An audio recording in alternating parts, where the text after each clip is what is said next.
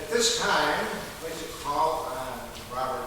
Jones to come forward and share with us some recollection of a Welsh boyhood.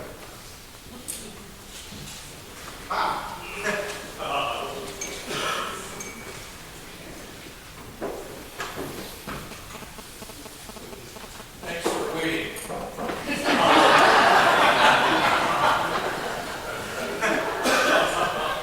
I can assure every person in this room that my first solo was on the 12th of May,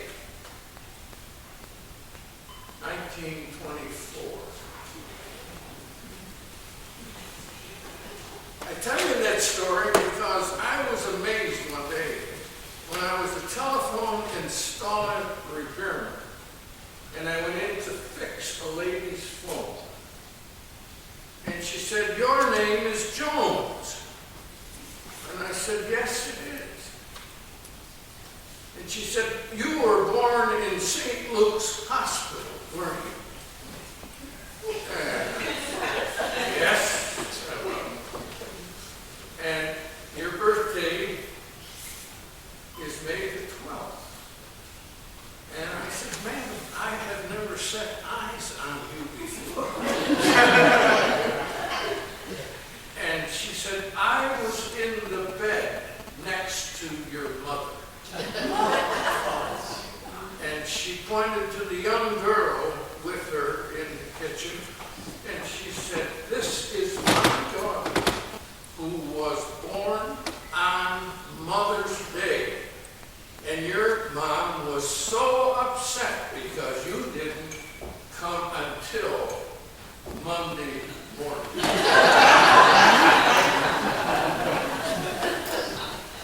And she said, "I have thought of you over the years." And I was just pleased with that, but it was a shock. I thought I was talking to a soothsayer.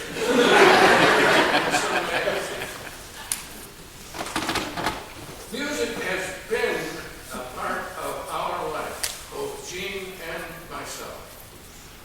We were in school together. We sang duets together. We were playing opposite each other in one of the stage plays, and music played a wonderful part. The biggest factor in my life was the fact that Utica came to this area in Utica and New Hartford, and they conducted what was called an Eisteddfod, which means in Welsh a sitting to listen to people sing, recite poetry, to sing with choirs. It was a festival of the arts, if you will. That's what they call it today. And it's amazing.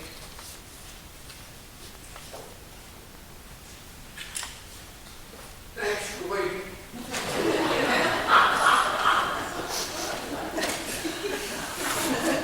Utica, Eisteddfod. And the year was May the 10th, 1949. They started these in 1854. They brought in the Festival of Wales. The National Festival of Wales, Eisteddfod, was just held just before Labor Day. And what grieves me is that there's only one Eisteddfod left.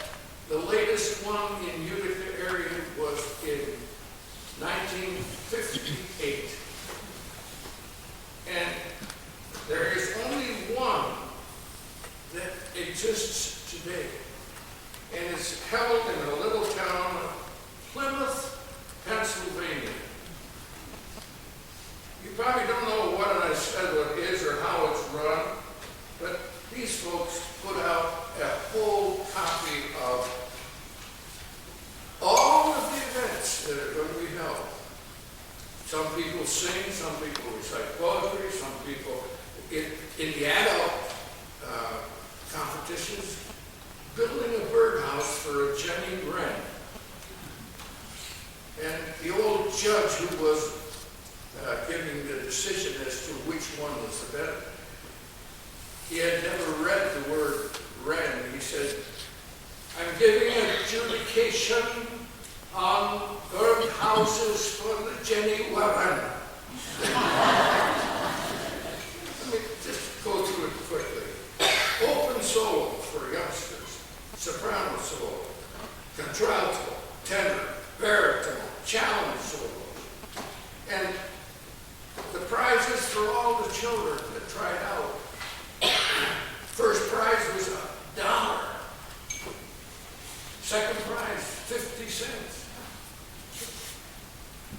25, and every child got who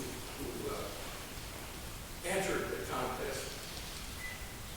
Say, well, what were the contests? Some of them were in Welsh. I can still remember one that talked about horses, all right?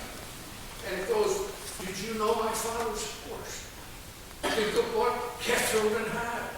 My own vowel, I can dare, I can green and annual to cocktail. He's big and he's strong, and his name is Catherine.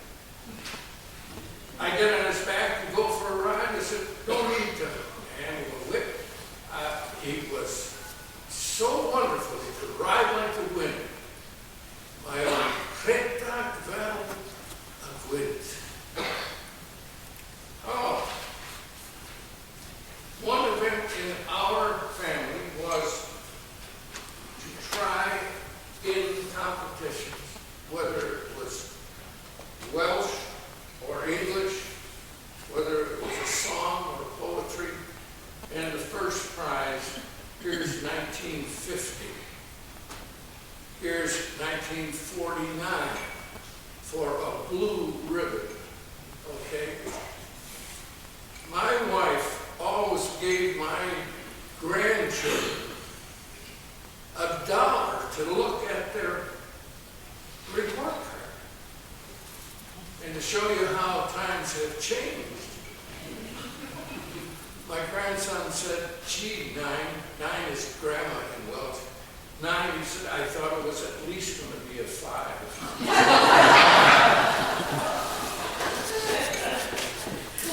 But we were engrossed in the Gymanfas. The minute the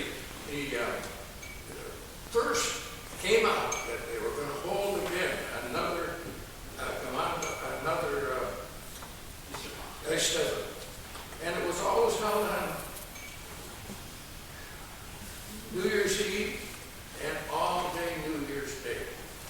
It was a wonderful thing. People came from Pennsylvania, from Canada, and we were all prepared to take part in the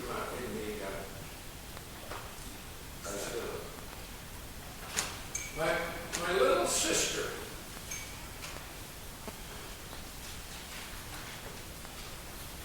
a page out of Utica's newspaper. My brother, my sister, and there was a dud in between.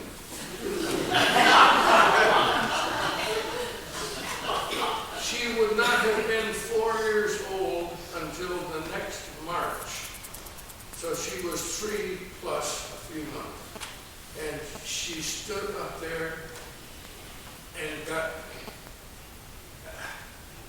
frightened.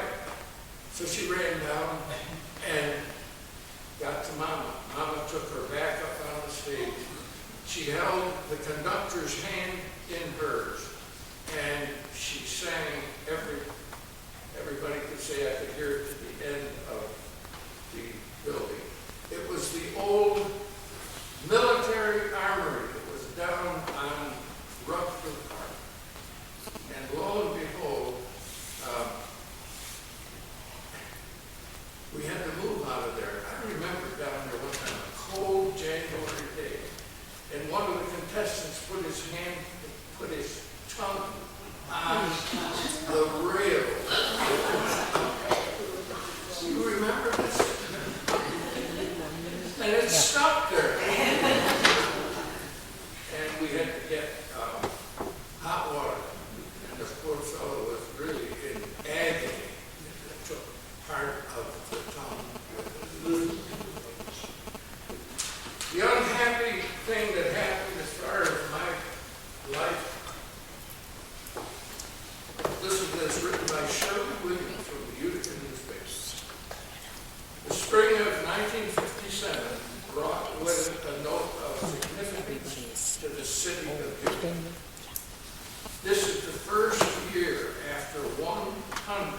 consecutive annual presentations that the Utica High Steadfast will not be held.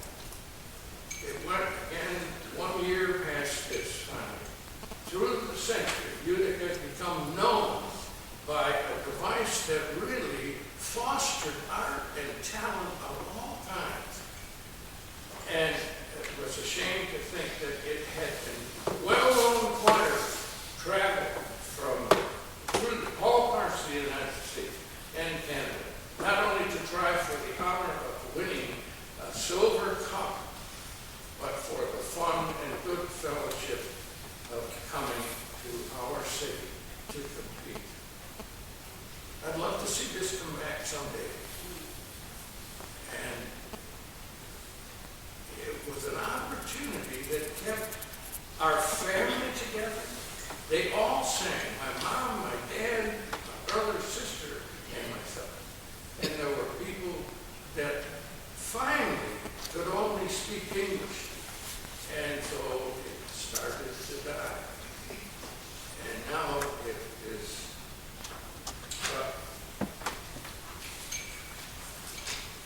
this is the coverage that Utica newspapers used to give us.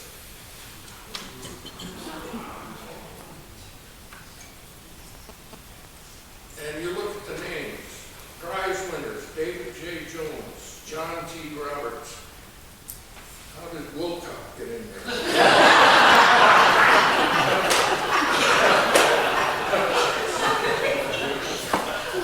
Branched out into high school choir, and they were awarded silver cups. Well, that's the way it went. My boyhood is gone, but I'm still